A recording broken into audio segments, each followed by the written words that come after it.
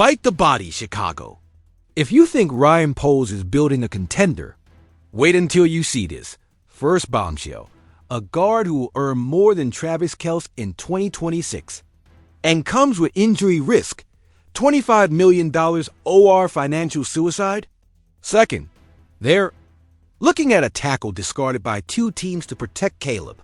Solution, or slow motion disaster.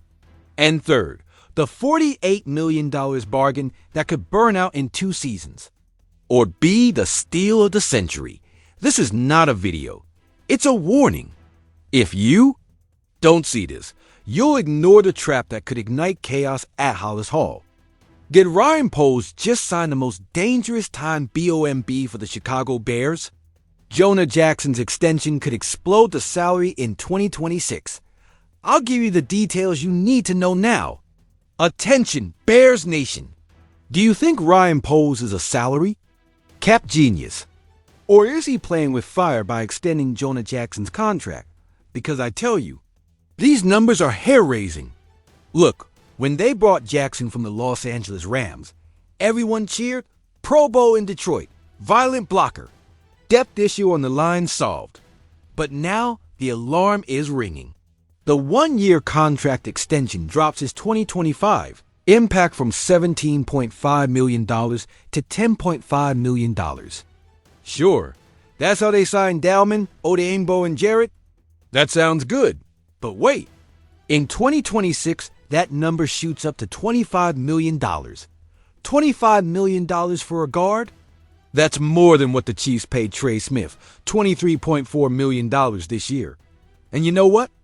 Jackson would be the 3rd most expensive player on the team, only behind DJ Moore and Montez Sweat. A guard in the top 3? Not even Travis Kelce makes that much. And the worst part? There's nitrogen monoxide easy way out. If they want to cut him in 2025, they'd only save $6 million and pay $19 million in dead money. So, almost $20 million for a guy who wouldn't even play. Ryan Poles, explain this. Black Magic, I ask you, is it worth betting $25 million in 2026 on a guard who came in 2024 with an injury history and who had only a 65.7 PFF grade with the Rams in 2023, 28th among guards? Ike, why are we seeing another all-in contract that will leave us buried in debt like the Cody Whitehair case? Now, if Jackson returns to his Pro Bowl level from Detroit, great. The line improves. Justin Fields, or whichever QB is there, gets protection, and the money is justified. But what if he doesn't? What if injuries haunt him? What if Ben Johnson can't make him shine? We'd be paying more than Hollis for an average player. And speaking of Johnson, isn't it ironic that the one who coached him in Detroit now depends on him to save his job and Poles? Because if this fails, goodbye jobs. The board won't forgive $25 million on a mediocre guard. I end with this. Either Jackson puts on the blind sideshow in Chicago, or this contract will be the joke of the year. And now I ask you, do you think Ryan Poles is crazy for betting so much on Jonah Jackson? Or is it a masterful move to protect Caleb Williams or Fields to win the NFC North? Is Ryan Poles about to make the ultimate move to protect Caleb Williams? Or is this another decision that will leave us wondering, what are they thinking? Here's the scoop. The Bears have their eyes on Cam Robinson, the left tackle that nobody wants. Yes, you heard that right. A player discarded by the Jaguars and then by the Vikings. And now he's OUR solution? I tell you this, folks. Either Poles is a genius, or this could go terribly wrong. Look, ever since Caleb Williams arrived, Ryan Poles hasn't stopped. 3 new titans in the interior of the offensive line. Darnell Wright, that beast at right tackle. But there's Braxton Jones, the weak link. Sound familiar? A 5th-round kid recovering from a serious leg injury. And his backup, Kieran Amagaji, a 3rd-round project. That's not reassuring. Does Poles think Jones is the answer? I don't. Do you? In a year where Ben Johnson demands a dominant line, this is playing with fire. But here comes the twist. Cam Robinson, 30 years old, franchise tag in Jacksonville, then traded to Minnesota, and now free in March. ESPN says the Bears are his destination. Why? Because according to Bill Barnwell, he's the 26th tackle in the league, but better than nothing. Do you hear me?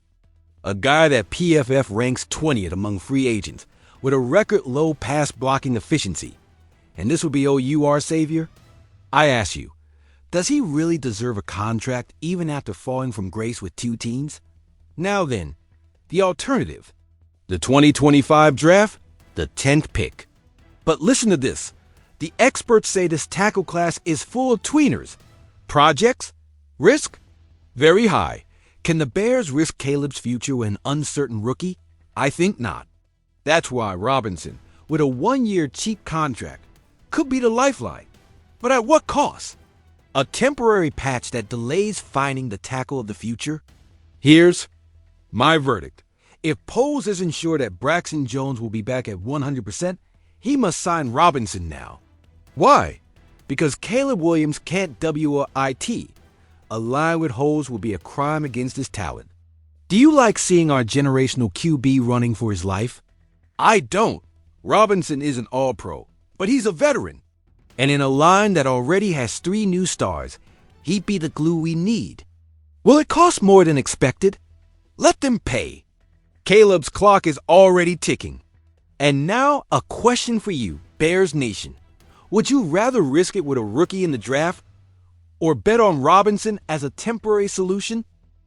Dayo Odeyingbo, one of the top 5 best value signings in all of free agency. That's right. But before you get too excited, let me break this news as only I can. Look at this. Pro Football Focus, yes, the same ones who put numbers on everything, just dropped their list of the best bargains in this market. And there's our new defensive line monster. Dayo arrived in Chicago with a 3-year, $48 million contract. And you know what? According to analysts, that's almost a steal, because his projection was $70 million over 4 years, but Ryan Poles signed him for almost $22 million less. How did he do it? That's what I call negotiating, folks. But wait, not everything is rosy. Is Dayo really worth it? Here are the stats. In 2024, he had a 66.1 PFF grade, his best year so far with 8 sacks and 17 quarterback pressures. And he's just about to turn 26. Now, the question everyone fears, is this another high-risk, high-reward gamble by Poles, or are we looking at the next defensive legend of the Bears? I'll tell you this. The Chicago defensive line already has Montez Sweat, a Titan who changed the game. But Odeyingbo isn't here to be a mere sidekick. He's here to explode. Imagine this. Sweat on one side, Dayo on the other. And in the middle, Gervin Dexter and Zach Pickens. That sounds like a nightmare for any quarterback. But here's the problem. Dayo has a history of inconsistency. In Indianapolis, he alternated flashes of brilliance with invisible weeks. Can Dennis Allen, our new defensive coordinator, bring out that constant fire? And watch out for the contract. In 2025, it will only impact $8 million on the salary cap, but in 2026, $20.5 million. If he doesn't perform, that number will be an NCHOR for the team. And you know what else worries me? Ryan Poles is betting big on the trenches. First Keenan Allen, then Jandre Swift, now Dayo. But the offensive line still has holes. What's the point of having a great pass rush if Justin Fields, or whoever the quarterback is, keeps eating dirt? I ask you. Now, my opinion, this is a brilliant move if Dayo solidifies. He has the age, the physique, 6'5", 285 pounds, and a perfect environment to shine.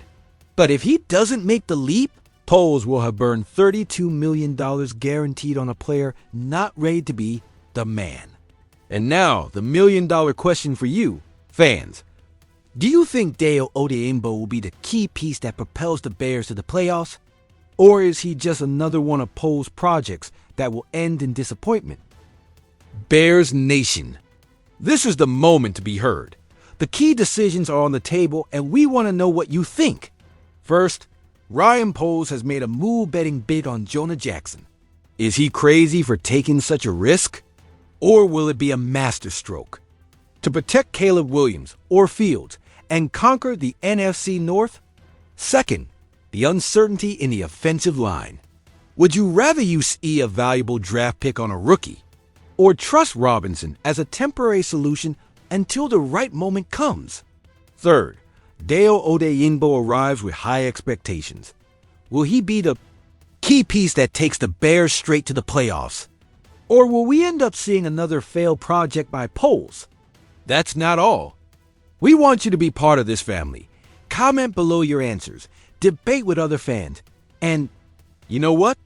If you're not subscribed yet, do it now. Every like, every subscription, and every comment motivates us to keep bringing you the best Bears content. The team that unites USDONT missed the next analyzes, rumors, and the passion that only this community knows how to transmit. Turn on the bell and join the conversation. Greetings, Bears Nation, and bear down.